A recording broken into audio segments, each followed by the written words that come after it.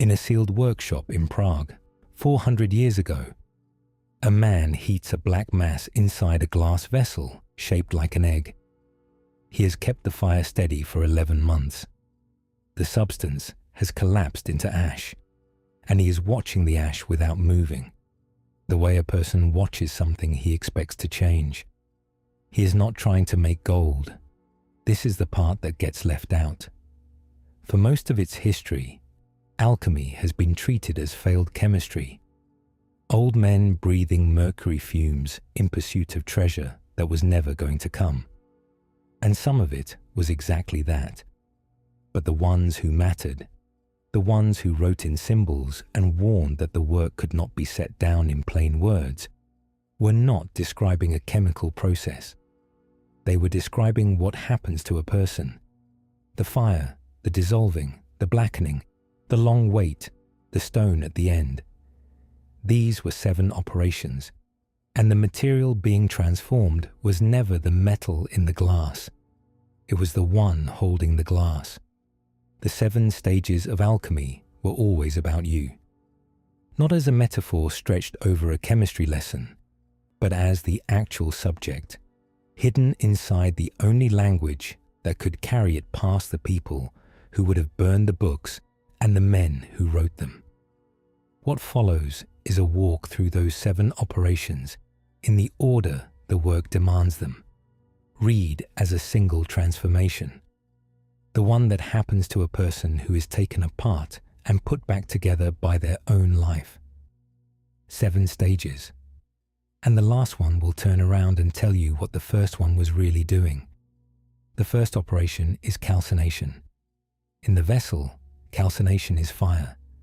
The substance is held in heat until everything that can burn has burned away, until what remains is dry mineral ash, the part of the matter that fire has no power over. The alchemists were absolute about this. Nothing could be built until something had first been reduced. You do not begin the work by adding, you begin by losing.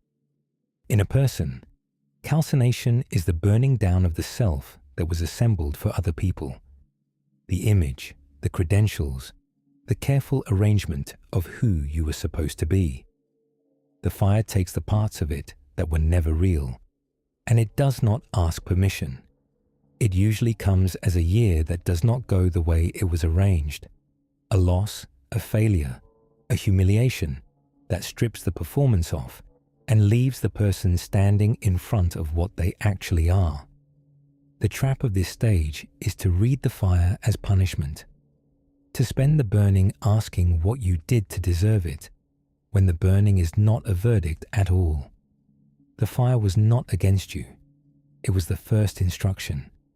You know calcination by what is left when the heat finally drops.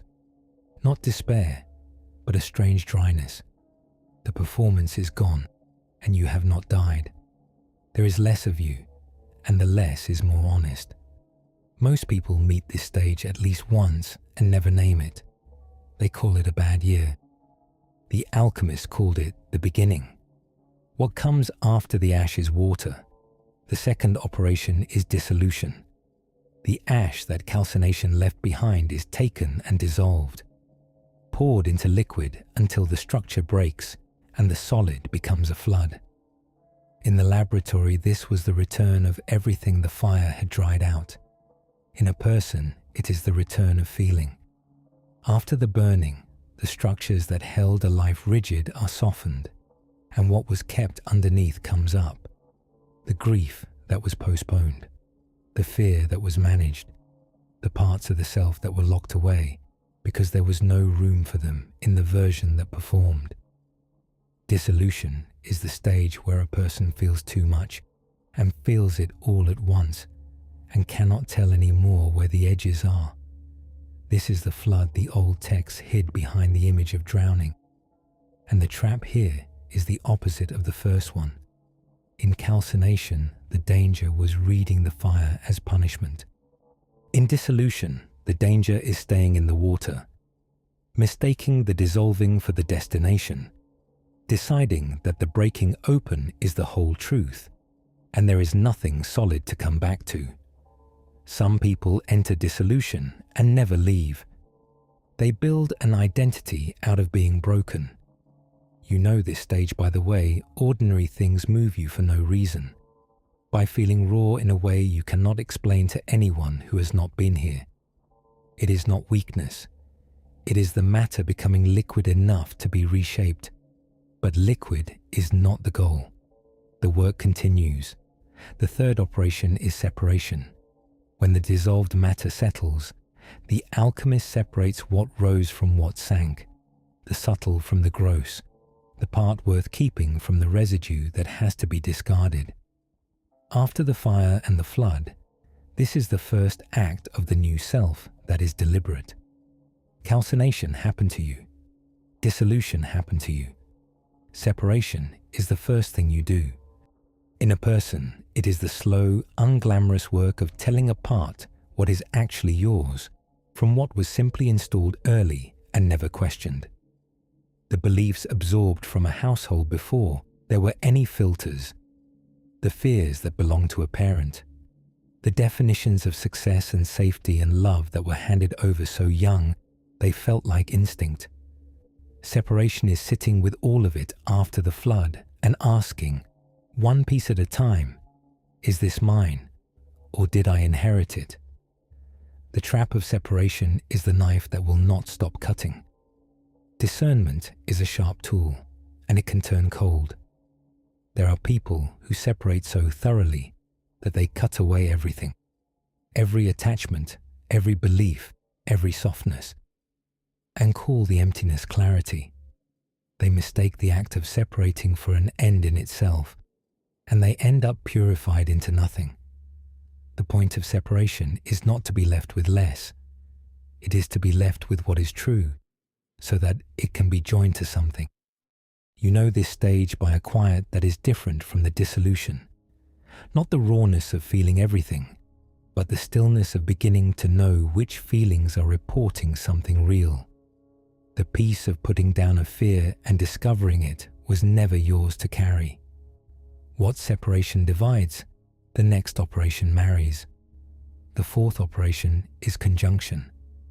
The purified parts that separation set aside are brought back together and combined into a new substance, something that did not exist before, made from opposites that were finally clean enough to join.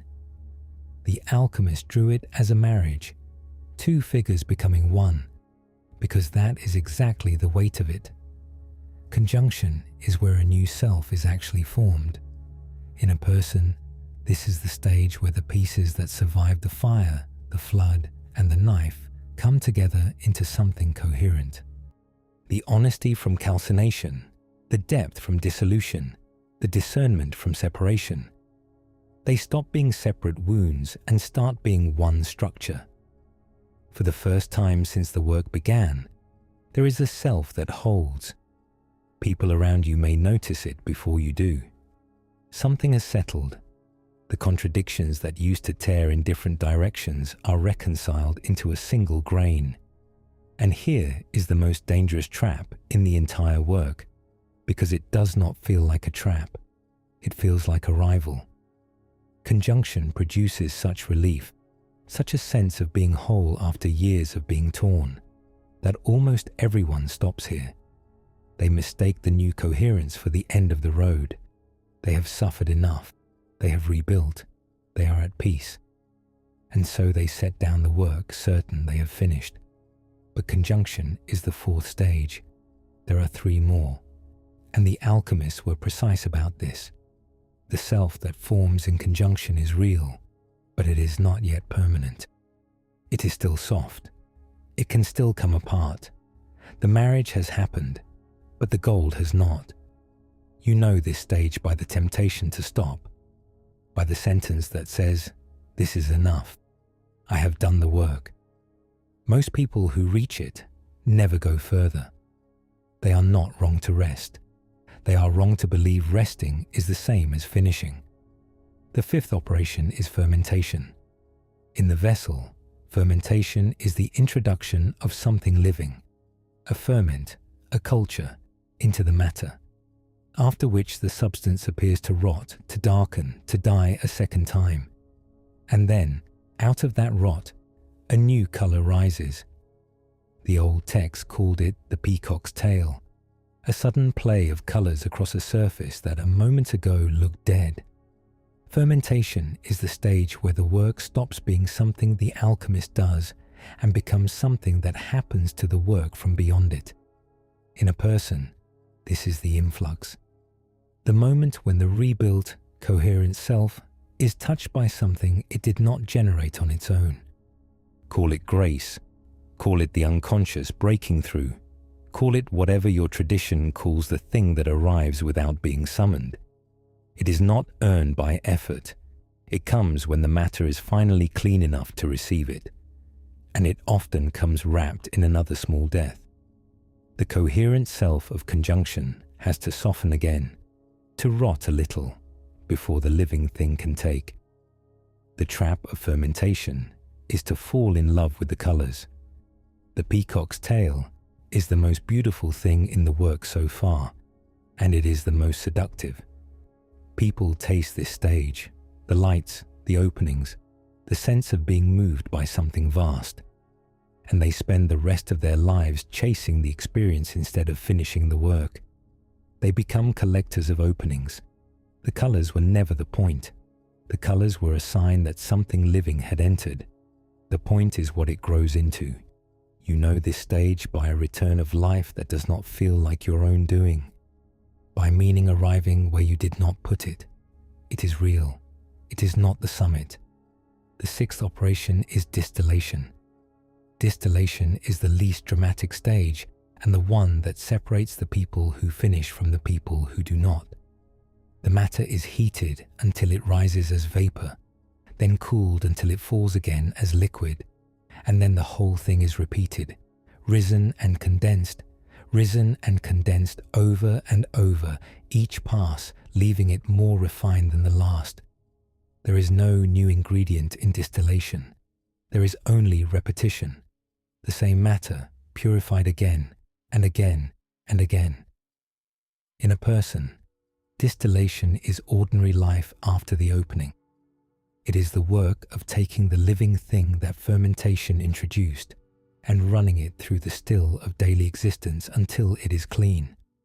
The same lesson met again. The same weakness faced again. The same patience asked for again. Nothing new is added in this stage. Everything that is going to be there is already there. It is only being refined by repetition. The trap of distillation is impatience. The conviction that because nothing new is happening, nothing is happening. People who reach distillation often feel they have stalled. The fireworks are over. The colors have faded. There is just the long, quiet circulation of the same material through the same days, and it can feel like the work has died, when in fact this is the work doing its most important pass. The volatile is being made stable. The insight that came in a flash is being turned into something that holds when the flash is gone. You know this stage by the absence of drama and the presence of slow change, by looking back across a stretch of unremarkable months and realizing you are not who you were, though you cannot point to the day it happened. Distillation does its work below the level where you can watch it. And then, at the end of all of it, the seventh operation. The seventh operation is coagulation. The matter, purified by repetition until nothing volatile remains, finally fixes. It becomes solid in a way it never could before, permanent, durable, no longer able to come apart the way the conjunction self could come apart. The volatile has been made fixed. The work is finished. And what remains in the vessel is the thing the whole process was for. The stone, the gold. This is where the entire map turns around and looks back at you. Because here is what the alchemists buried in the symbols, the thing they could not say outright. The gold was never in the vessel. There was no metal to transmute. The prima materia, the first matter, The black substance that calcination burned at the very beginning was never lead or antimony or any element on any table. The first matter was the alchemist. The thing being dissolved and separated and married and refined through 7 operations across years of patient fire was the one performing the operations. And the gold at the end, the stone that nothing can corrupt, was never something the work produced. It was the one who survived the work. The gold was always you, not a better you, not a you that acquired something it was missing.